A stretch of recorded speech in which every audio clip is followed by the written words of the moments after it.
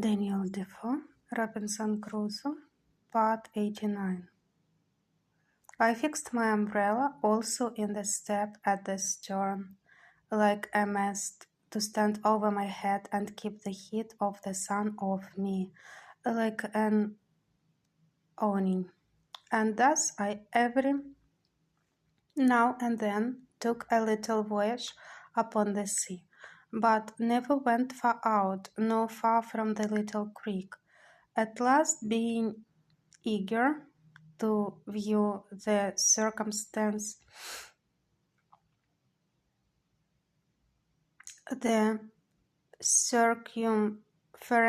of my little kingdom, I resolved upon my cruise, and accordingly I victualled my ship for the voyage, putting in 2 dozen of loaves, cakes I should call them, or barley bread, an earthen pot full of parched rice, food I ate a good deal of, a little bottle of rum, half a gourd, and powder and shot for killing more, and 2 large watchcoats of those which, as I mentioned before, I had saved out of the seamen's chests. These I took, one to lie upon, and the other to cover me in the night. It was the 6th of November, in the 6th year of my reign, or my captivity, which you please, that I set out on this voyage, and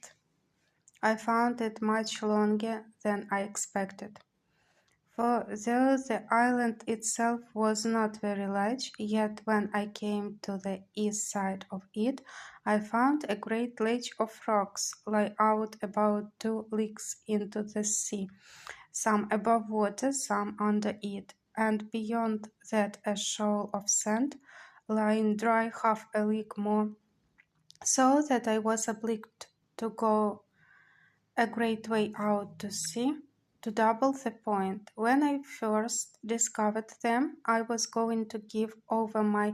enterprise and come back again, not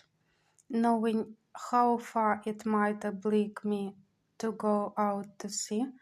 and above all, doubting how I should get back again. So I came to an anchor,